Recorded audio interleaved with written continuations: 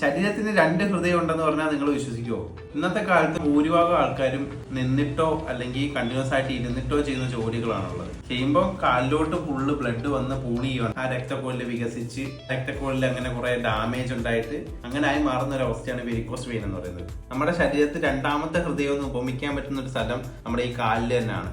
ഈ മസിൽസിന്റെ പ്രത്യേകത എന്താണെന്ന് വെച്ച് കഴിഞ്ഞാൽ നമ്മുടെ കാലുകളിൽ നിന്ന് ശരീരത്തിന്റെ മേലെ ഭാഗത്തിലോട്ട് പോകേണ്ട രക്തക്കൊഴലുകൾ ഈ മസിലിന്റെ ഇടയിൽ കൂടാണ് പാസ് ചെയ്യുന്നത്. ഈ മസിൽ കണ്ടിന്യൂസ് ആയിട്ട് എക്സസൈസ് ചെയ്യപ്പെടുകയാണെന്നുണ്ടെങ്കിൽ ബ്ലഡ് കാലിൽ നിന്ന് എളുപ്പത്തിൽ ഹൃദയത്തിലോട്ട് എത്തും. അതായത് ഹൃദയം ശരീരത്തിന്റെ എല്ലാ ഭാഗത്തോട്ടും രക്തം പമ്പ് ചെയ്യുന്ന പോലെ തന്നെ ഈ മസിലും കാലുകളിൽ നിന്ന് രക്തം പമ്പ് ചെയ്യുകയാണ് ചെയ്യുന്നത്. കണ്ടിന്യൂസ് ആയിട്ട് സ്പോർട്സ് ആക്ടിവിറ്റി, അതായത് ഓടുക, ചാടുക, എക്സസൈസ് ചെയ്യുന്നവർ, നടത്തം അതുപോലുള്ള കാര്യങ്ങളൊക്കെ ചെയ്യുന്നവരാണെന്നുണ്ടെങ്കിൽ ഈ മസിൽ എപ്പോഴും വർക്ക് ചെയ്തുകൊണ്ടിരിക്കും. അതായത് ആ ഒരു പമ്പ് വർക്ക് ചെയ്യുന്നതുകൊണ്ട് തന്നെ വെരിക്കോസ് വെയിൻ വരാനുള്ള ചാൻസ് കുറവാണ്. പക്ഷേ കണ്ടിന്യൂസ് ആയിട്ട് കാല് തൂക്കിയിട്ട് ഇരിക്കുന്നവർക്കും കണ്ടിന്യൂസ് ആയിട്ട് നിൽക്കുന്നവർക്കും ഈ മസിൽ അനങ്ങുന്നില്ല. അതുകൊണ്ടാണ് എന്താ പറ്റുക, അവർക്ക് പെട്ടെന്ന് വെരിക്കോസ് വെയിൻ ആവുന്നത്. പക്ഷേ ഈ കാലുകൊണ്ട് തന്നെ നടക്കുന്നവർക്കോ ഓടുന്നവർക്കോ ചാടുന്നവർക്കോ ഇത് വരാനുള്ള സാധ്യത അതനുസരിച്ചിട്ട് കുറയും. കാരണം എന്തുകൊണ്ടാ, ശരീരത്തിലെ രണ്ടാമത്തെ ഹൃദയം വർക്ക് ചെയ്യുന്നതുകൊണ്ടാണ്. ഇനി ഇതിനെ പറ്റി എക്സസൈസോട് അടുത്ത വീഡിയോ പറഞ്ഞുതരാം.